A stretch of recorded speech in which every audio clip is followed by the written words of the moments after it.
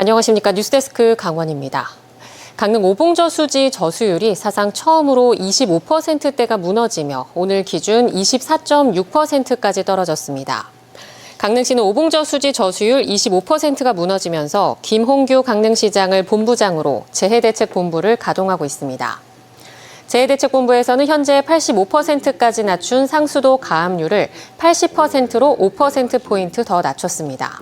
또 농업용수를 오늘부터 17일까지 공급하지 않고 다음 주부터는 3일 공급, 7일 제한으로 제한 공급을 확대할 계획입니다.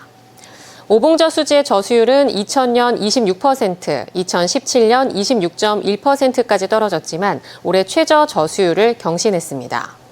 강릉시는 오봉저수지 저수율이 15%까지 떨어지면 강원도와 농어촌공사 등 관계 기관들과 함께 재난상황실을 운영할 계획이며 상수도 공급 중단 등 강력한 대책을 검토할 방침입니다. 오늘부터 내일까지 강원 동해안과 산지 지역에 비가 내리겠습니다. 강원지방기상청에 따르면 예상 강수량은 강원 산지 30에서 100mm, 많은 곳은 150mm 이상이고 강원 북부 동해안 10에서 40mm, 강원 중남부 동해안 5에서 20mm입니다. 한편 현재 강릉 오봉저수지의 저수율이 역대 최저인 25% 이하로 떨어지면서 이번 비가 해갈에 조금이라도 도움이 될지 관심입니다. 폭염과 가뭄 등으로 여름 배추 주산지 강원도 고랭지 지역에 생육 부진과 무름병 등 피해가 매년 반복되고 있습니다. 기후변화에 대응하기 위해 더위에 잘 견디는 신품종과 신기술을 적용한 시범 재배가 준고랭지에서 시작돼 기대가 커지고 있습니다. 박은지 기자가 다녀왔습니다. 모처럼 부슬비가 내리는 밭에 동그랗게 잎을 벌린 어린 배추가 자라고 있습니다. 국립원예특작과학원이 개발한 더위에 강한 신품종 하라듀인데 지난달 20일 해발고도 410m 준고랭지 지역에 심어 키우고 있습니다. 고랭지 배추 폭염 피해 확산에 대응하기 위한 시범 재배에 나선 겁니다. 고랭지보다 더운 준고랭지를 골라 폭염에 견디는 신기술과 신품종을 적용하는 중인데 비교를 위해 기존 고랭지 배추 품종도 함께 심어 관리하고 있습니다. 저온성 필름을 이용을 해서 온도를 낮추고 미세살수를 이용해서 관비 시스템하고 연결해서 지상부 생육 환경을 조성을 했습니다. 참여 농가에서는 온도를 낮추는 저온성 필름 효과에 특히 만족하고 있습니다. 더위를 피해 더 높이 올라가야 했던 여름 배추 농사의 어려움이 줄어들 것으로 기대하고 있습니다. 한낮에 이렇게 한 36도 정도 기온이 올라갔을 때 밑에 손을 넣어보면 50도, 60도 올라갑니다. 배추를 어린 모를 심으면 바로 그 자리에서 타버려요. 그 정도인데 저희가 여기에 심었을 때 배추가 하나도 안 시들었어요. 신품종은 기존 품종보다 작은 소형 배추지만 잎이 여러 겹으로 겹쳐져 속이 들고 자라는 결구 시기에 더위를 훨씬 잘 견딥니다. 수확 직전인 배추 속이 물러져 썩어버리는 무름병 피해가 크게 줄 것으로 기대됩니다. 시범사업 효과가 확인되면 전국 고랭지 배추 주산지를 중심으로 보급될 전망입니다. 다만 저온성 필름은 기존 필름보다 5배가량 비싸 시설, 자재 등 농가의 투자 부담을 줄여주는 방안이 필요해 보입니다. 평창하고 정선, 그다음에 양구에서 하고 있고요. 또 전북의 남원하고 무주에서 올해 처음으로 시범사업을 하고 있거든요. 올해 시범사업을 통해서 이 결과들이 입증이 되면 내년도에는 더욱더 전국적으로도 확대해 나가요. 정부는 9월쯤 신품종 배추를 수확하면 한국농수산식품유통공사를 통해 전량 사들이고 김치 제조업체와 연계해 판로까지 지원할 방침입니다. 극한 폭염, 가뭄 등 기후변화가 농사를 망치고 밥상을 위협하는 가운데 여름 배추 시범 재배가 기대만큼 성과를 거둘지 주목됩니다. MBC 뉴스 박은지입니다. 불친절 논란으로 홍역을 앓고 있는 속초 오징어 난전이 이번에는 바가지 논란에 휩싸였습니다. 횟집에서 난전보다 훨씬 저렴한 가격에 오징어를 사 먹었다는 한 온라인 게시글이 논란의 시작이었는데요. 어떻게 된 일인지 이하라 기자가 취재했습니다. 한 유튜버의 영상으로 지난주부터 불친절 논란에 휩싸인 속초 동명항 오징어 난전입니다. 상인들은 사과문 발표와 함께 친절 서비스를 약속했습니다. 그런데 속초 오징어 난전이 이번에는 바가지 논란에 휩싸였습니다. 속초시청 자유 게시판에 너무 비싸다며 사진이 2장 올라온 겁니다. 글쓴이는 불친절 경험에 더해 난전에서 오징어 한 마리를 28,000원에 판매했다며 횟집에서는 2만 원에 오징어 2마리에 서비스회까지 받았다고 썼습니다. 오징어 한 마리의 가격 28,000원이 맞았을까? 오징어 위판 현황을 알아봤습니다. 올해 중 입찰가가 가장 비쌌던 7월 12일 오징어 20마리의 위판 가격은 45만 8천 원. 단순히 위판가만 마리당 22,900원입니다. 여기에 위판장 운영 등에 들어가는 수협 수수료 5%에 운송비와 인건비 등 16%의 부대 비용까지 들어가면 이날 난전에서 오징어 한 마리의 판매 가격은 28,000원으로 책정된 게 맞았습니다. 올해 가장 가격이 저렴했던 7월 2일 오징어 20마리의 위판 가격은 91,000원, 실제 판매 가격은 6,000원이었습니다. 오징어가 잡히는 양에 따라 가격이 들쭉날쭉한데 불과 열흘 사이 가격이 5배 차이 나는 겁니다. 특히 7월 12일 요나는 오징어 양도 유독 적었어요. 평상시보다도 또. 그러다 보니 이런 가격이 서로 장사를 해야 되는 경쟁이 붙다 보니까 가격이 이렇게 높게 형성이 됐습니다. 글쓴이의 말대로 난전 바로 앞 횟집이 가격이 저렴할까? 횟집에 직접 물어봤습니다. 보통 난전 가격이랑 똑같이 파시나요? 비슷해요. 근데 뭐 그래도 여기는 반찬 나가고 뭐 나가고 하니까 조금 좀 비싸니까. 그렇다면 오징어 난전과 횟집의 오징어 가격은 왜 다를까?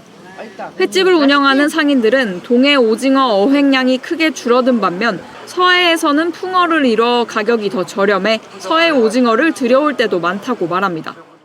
오징어가 속초 앞바다에서 안 날 때 굉장히 비싸지겠죠. 그 사람들도 장사를 못하지. 근데 우리는 뭐 남쪽에서도 가지고 오고 저기 서쪽에서도 가지고 오고. 속초 앞바다에서 당일 낚시로 잡힌 최상급 선도를 자랑하는 오징어. 하지만 위판가에 따라 가격 변동폭이 큽니다. 대신 가격 경쟁력이 좋은 정치망어선으로 잡힌 오징어와 올해 풍년을 맞은 서해에서 잡힌 오징어는 상대적으로 저렴합니다. 소비자들이 가격에 대해 오해를 하지 않도록 상인과 지자체가 머리를 맞대고 문제 해결 방안을 찾아야 할 때입니다. MBC 뉴스 이하라입니다. 양양 사이클 경기장 에어돔 설치 사업의 업체 선정 과정에서 참여 기준과 심사위원 선발을 둘러싼 논란을 얼마 전 보도해드렸습니다. 국내에서 처음으로 기존 건물에 에어돔을 연결하는 사업이었는데 양양군은 구조 보강 설계마저 끝나지 않은 상태에서 설치 업체를 선정한 것으로 드러났습니다. 김영호 기자가 보도합니다. 지난 2012년 완공된 양양 사이클 경기장은 지하 1층, 지상 3층의 국제 규모 시설입니다. 기존 건물에 대규모 에어돔을 연결하는 것은 이번이 처음이고 양양 사이클 에어돔 사업은 현재 국내에서 추진 중인 사업 중에 가장 큰 규모입니다. 그만큼 구조 보강 설계가 완벽해야 하고 실제 건물과 에어돔을 안정적으로 연결하는 방안도 고심해야 합니다. 양양군은 에어돔 설치업체 입찰 과정에서 기존 콘크리트 건물에 철골 구조물을 둘러싸서 추가하는 구조 보강 방법을 제시했던 것으로 알려졌습니다. 그런데 이 같은 방법을 두고 입찰에 참여한 설치 업체들도 심사평가위원들도 의문을 제기하고 있습니다. 그래서 그때 선대인한테도 교수들이 물었어요. 야, 이게 이래가 되겠냐? 그래, 그거는 사실 양양군에서 설계사의 총공법이다. 우리가 준 게 아니고 문제가 많다라고 얘기했죠. 전체 사업의 설계를 맡은 건축사무소가 구조보강 설계도 아직 마치지 않은 상황입니다. 입찰에 참여한 설치업체는 연결 부위별로 40에서 50톤의 힘을 받게 되므로 양양군이 제시한 방법으로는 에어돔을 고정하기 어렵다며 경기장 밖에 별도의 구조물을 설치하는 방안을 역으로 제안했다고 밝혔습니다. 이후 한 설치업체가 우선 협상자로 선정됐는데 기술력에 의혹이 제기되고 있습니다. 해당 설치업체는 산업시설 에어돔 실적이 높기는 한데 수영장 에어돔을 설치하다 붕괴된 적이 있고 해당 수영장은 안전 문제로 현재까지도 정식 개장하지 못하고 있기 때문입니다. 그리고 아직 사용도 못하고 있는 이런 상황인데 과연 양양에 국내에서 처음 하는 이런 기술을 시공을 해서 안정성 있게 사용할 수 있을 것인가. 양양군은 에어돔 설계업체와 설치업체가 함께 구조보강 작업을 진행하도록 설계 완료 전에 설치업체를 먼저 선정했다며 절차상 문제는 없다고 답했습니다. 국내에서 처음 시도되는 에어돔 설치 공사 방법을 두고 안전 문제가 충분히 고려됐는지 우려의 목소리가 나오고 있습니다. MBC 뉴스 김용호입니다. 대통령 직속 국정기획위원회가 대국민 보고대회를 열고 이재명 정부 5년간의 국정운영 청사진을 발표했습니다. 국가 균형 성장이 핵심인데요. 강원도 수건 사업인 교통망 현안들이 제때 해결될지 주목됩니다. 김세정 기자입니다. 대통령직 인수위원회 역할을 해온 국정기획위원회가 이재명 정부의 5개년 청사진을 제시했습니다. 정책 설계의 핵심은 국민, 통합, 균형 성장입니다. 국민이 주인인 나라, 함께 행복한 진짜 대한민국을 만들어 가겠습니다. 결실을 모두와 함께 나눌 수 있도록 균형 성장을 추진할 것입니다. 국가 균형 발전을 위해 수도권과 비수도권이 상생하는 5극 3특 체제로의 재편이 추진됩니다. 현재 수도권 중심의 1극 체제에서 벗어나 전국을 5개의 광역 거점과 강원도를 비롯한 3개의 특별 권역으로 나눠 지역 간 격차를 해소하는 겁니다.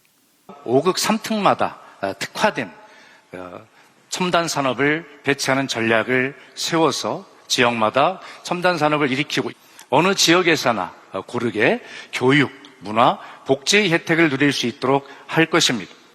이를 실현하는 데 가장 중요한 건 재정 분권과 제도 혁신입니다. 앞으로 재정 자율성을 높이기 위해 중앙부처의 보조금을 지자체가 자율적으로 편성할 수 있게 하고 재정 규모도 확대합니다.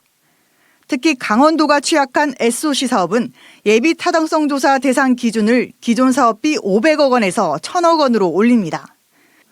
이에 따라 강원 지역에서 추진하는 총 사업비 1,000억 미만의 국도와 국가지원 지방도 사업들이 적게 추진될 수 있을 것으로 기대됩니다. 기존 예타제도의 지역 균형 성장 관련된 새로운 지표들을 더욱더 새롭게 개발해서 도저히 기존의 예타제도로는 사업을 추진할 수 없는 그런 한계들을 극복해 나가야죠. 허영 의원은 또 강원특별법 3차 개정과 SOC 사업 등 강원도 현안들이 국정과제에 85% 이상 반영돼 실현 가능성이 한층 더 높아졌다고 설명했습니다. MBC 뉴스 김세정입니다.